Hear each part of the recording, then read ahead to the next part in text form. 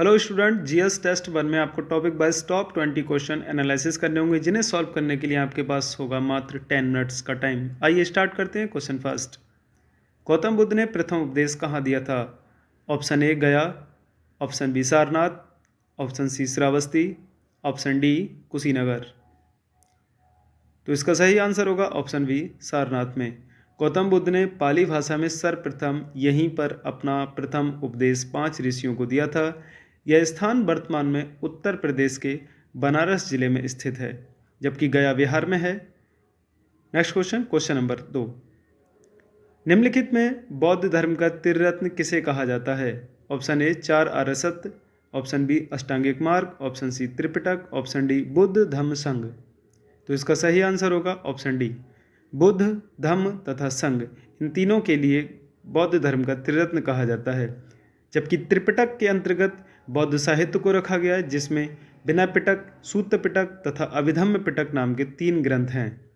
Next question, question number 3, निम्नलिखित में बौद्ध संघ में प्रवेश करने वाली प्रथम महिला कौन थी? Option A Yashoda, option B Mahamaya Devi, option C Prajapati Gautami, option D इनमें से कोई नहीं। तो इसका सही आंसर होगा प्रजापति गौतमी। प्रजापति गौतमी गौतम बुद्ध की मौसी हुआ करती थी, क्योंकि इनकी माता महामाया देवी का देहांत हो गया था जब गौतम बुद्ध का जन्म हुआ था। तो सही आंसर प्रजापति गौतमी होगा, जो बुद्ध संघ में प्रवेश करने वाली पहली महिला थी। क्वेश्चन नंबर 5, बुद्ध के जन्म स्थान की जानकारी अशोक के किस अभिलेख से प्राप्त होती है? ऑप्शन ए बबरू बैराट अभिलेख, ऑप्शन बी रुम्मनदेही अभिलेख, ऑप्शन सी शाहबाजगढ़ी अभिलेख और ऑप्शन डी गिरनार अभिलेख। तो इसका सही आंसर होगा ऑप्शन बी रुम्मनदेही अभिलेख। रुम्मनदेही अभिलेख वर्तमान में नेपाल के लुम्बिनी क्षेत्र में स्थित है। इसी अभिलेख से मौर्य काल की आर्थिक घटनाओं की भी जानकारी प्राप्त होती है। Next question, question number 6, Buddha ने प्रथम उपदेश किस भाषा में दिया था? Option A Sanskrit, option B Pali, option C Prakrit, option D Hindi. तो इसका सही आंसर होगा ऑप्शन बी पाली भाषा में। बुद्ध ने अपने सभी उपदेश पाली भाषा में दिए थे, जबकि बौद्ध धर्म से संबंधित जो भी साहित्य है, जो भी ग्रंथ हैं, उन सभी की रचना प्राकृत भाषा में की गई है। तो साहित्य प्राकृत भाषा में लिखे गए हैं, लेकिन बुद्ध के द्वारा उपदेश में प्रयोग किए जाने वाली भाषा पाली हुआ करती थी। नेक्स्ट क्वेश्चन, क्वेश्चन नंबर 7, बौद्ध धर्म से संबंधित आजीवक संप्रदाय की स्थापना किसने की थी? Option A Anand, option B Upali, option C Subhadra, option D Makkhali गौसाल। तो इसका सही आंसर होगा ऑप्शन डी मखली गौसाल। मखली गौसाल को ही आजीवक संप्रदाय का संस्थापक माना जाता है। ये बौद्ध धर्म का महत्वपूर्ण एक संप्रदाय था। इसे अपनाने वाले राजाओं में मौर्य वंश के महत्वपूर्ण राजा जैसे कि बिंदुसार और अशोक का नाम मिलता है। चलिए next question, question number 8, Gautam Buddha का सर्वाधिक जीवन कहाँ व्यतीत हुआ था? Option A Gaya, option B Sarnath, option C Kushinagar, option D Shravasti. तो इसका सही आंसर होगा ऑप्शन डी श्रावस्ती में। गौतम बुद्ध ने अपना सर्वाधिक जीवन श्रावस्ती में व्यतीत किया था और यहीं पर रहकर गौतम बुद्ध ने अपने सर्वाधिक उपदेश भी दिए थे। ये क्वेश्चन सैकड़ों बार एग्जाम में पूछा जा चुका है, जबकि गया वह स्थान है जहां गौतम बुद्ध को ज्ञान की प्राप्ति हुई थी। Next question, question number 9, Buddha धर्म के अंतर्गत मंदिर किसे कहा जाता है? तो बौद्ध धर्म में मंदिर किसे कहा जाता है? ऑप्शन ए चैत्य, ऑप्शन बी स्तूप, ऑप्शन सी संघाराम, ऑप्शन डी विहार। तो इसका सही आंसर होगा ऑप्शन बी स्तूप के लिए। स्तूप को बौद्ध धर्म का मंदिर कहा जाता है। वह इसी की पूजा करते हैं, और भी पूजा किस प्रकार से करते हैं? एक्चुअल में स्तूप अंदर से ठोस होता है, तो इसके अंदर तो प्रवेश किया नहीं जा सकता, बल्कि इसके चारों ओर परिक्रमा कर कर पूजा की जाती है। नेक्स्ट क्वेश्चन, क्वेश्चन नंबर 10, अज्ञावाद का सिद्धांत किस धर्म से संबंधित है? ऑप्शन ए हिंदू धर्म, ऑप्शन बी जैन धर्म, ऑप्शन सी बौद्ध धर्म, ऑप्शन डी शाक्त धर्म। तो इसका सही आंसर होगा ऑप्शन सी बौद्ध धर्म से संबंधित अज्ञावाद का सिद्धांत।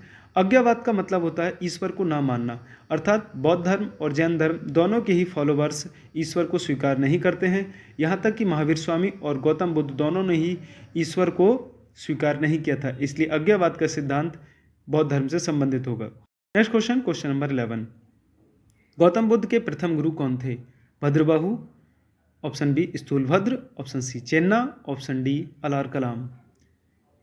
तो इसका सही आंसर होगा ऑप्शन डी अलार कलाम। अलार कलाम गौतम बुद्ध के प्रथम गुरु हुआ करते थे। जबकि भद्रबाहु और स्थूलभद्र जैन धर्म से संबंधित हैं।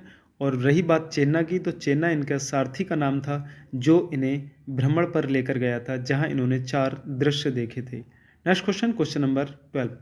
गौतम बुद्ध से संबंधित घटनाओं की शब्दावली का सही अर्थ नहीं है। ऑप्शन ए गृह त्याग, जिसको महाविनिष्क्रमण कहा गया है। ऑप्शन बी ज्ञान निर्वाण। ऑप्शन सी उपदेश अष्टांगिक मार्ग। ऑप्शन डी मोक्ष महापरिनिर्वाण। तो इसका सही आंसर होगा उपदेश अष्टांगिक मार्ग। अष्टांगिक मार्ग उपदेश गलत है, क्योंकि उपदेश के लिए धर्म चक्र प्रवर्तन कहा गया है, ना कि अष्टांगिक मार्ग। Next question, question number 13। निम्नलिखित में सबसे प्राचीन स्तूप कौन सा है? ऑप्शन ए पिपरहवा स्तूप। ऑप्शन बी सांची स्तूप। ऑप्शन सी धामेक स्तूप। ऑप्शन डी केसरिया स्तूप। तो इसका सही आंसर होगा पिपरहवा स्तूप। पिपरहवा स्तूप वर्तमान में उत्तर प्रदेश के गोरखपुर जिले में स्थित है, जबकि सांची स्तूप मध्य प्रदेश के सांची जिले में है। वहीं हम बात करें धामेक स्तूप, ये बनारस के सारनाथ में स्थित है। और केसरिया स्तूप बिहार में स्थित है। केसरिया स्तूप सबसे बड़ा स्तूप माना जाता है। सांची का स्तूप सबसे इंपॉर्टेंट स्तूप माना जाता है। Next question, question number 14। निम्नलिखित में किस बैठक के दौरान बौद्ध धर्म का विभाजन हुआ था? ऑप्शन ए प्रथम बैठक। ऑप्शन बी दूसरी बैठक। ऑप्शन सी तीसरी बैठक। ऑप्शन डी चौथी बैठक।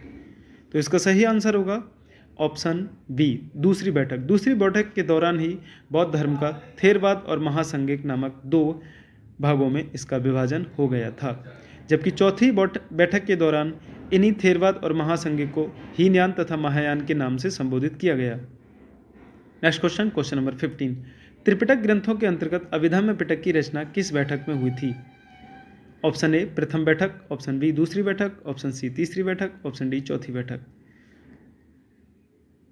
तो सही आंसर होगा तीसरी बैठक। तीसरी बैठक को राजा अशोक के द्वारा राजधानी पाटलिपुत्र में कराई गई थी, जिसके अध्यक्ष मोगली पुत्र तिस्य हुआ करते थे।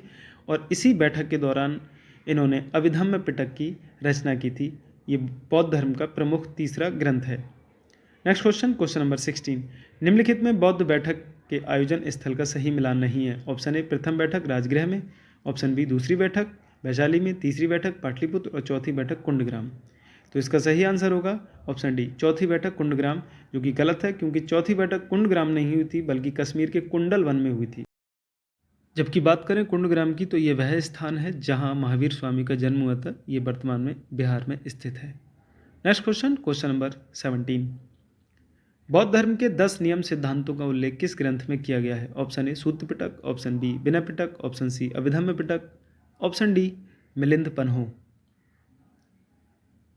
तो इसका सही आंसर होगा ऑप्शन बी विनय पिटक। विनय पिटक में बौद्ध धर्म के 10 नियम सिद्धांतों का उल्लेख किया गया है, जबकि सूत्र पिटक में बुद्ध के उपदेशों का उल्लेख किया गया है, जबकि अभिधम्म पिटक में बुद्ध की धम्म नीति का उल्लेख किया गया है। Next question, question number 18। Gautam Buddha ने अपने जीवन के अंतिम समय में ज्ञान किसको दिया था? Option A Anand. Option B Subhadra. Option C Upali. Option D Maudgalyayan. तो इसका सही आंसर होगा ऑप्शन बी सुभद्र। देखिए, वैसे तो गौतम बुद्ध के ये सभी चारों शिष्य के नाम हैं, जिसमें सबसे प्रिय शिष्य गौतम बुद्ध का आनंद हुआ करता था, लेकिन अपने अंतिम क्षण में अंतिम समय में सुभद्र को ही उन्होंने ज्ञान दिया था। तो इसका सही आंसर जो होगा वो सुभद्र होगा। Next question, question number 19। निम्नलिखित में सही मिलान नहीं है। प्रथम उपदेश सारनाथ में दिया था, बिल्कुल ठीक है। अंतिम उपदेश कुशीनगर में दिया था, बिल्कुल ठीक है। निर्वाण इन्हें गया में हुआ था, बिल्कुल ठीक है। महापरिनिर्वाण श्रावस्ती में प्राप्त हुआ था, यह गलत है, क्योंकि महापरिनिर्वाण को मोक्ष कहा गया है और गौतम बुद्ध को मोक्ष की प्राप्ति कुशीनारा में हुई थी, जिसको कुशीनगर के नाम से जानते हैं। तो इसका सही आंसर डी होगा। Next question, question number 20। निम्नलिखित में कौन बौद्ध धर्म का अनुयायी राजा नहीं था? Option A Ajatashatru. Option B Chandragupta Maurya. Option C Ashoka. Option D Harshavardhana. तो इसमें सही आंसर होगा ऑप्शन बी चंद्रगुप्त मौर्य, क्योंकि चंद्रगुप्त मौर्य बौद्ध धर्म के अनुयायी नहीं थे, बल्कि ये जैन धर्म के अनुयायी थे। जबकि अजातशत्रु, अशोक और हर्षवर्धन तीनों ही बौद्ध धर्म के अनुयायी राजा हुआ करते थे, क्योंकि अजातशत्रु ने प्रथम बौद्ध बैठक का आयोजन कराया और अशोक ने तीसरी बौद्ध बैठक का आयोजन कराया था।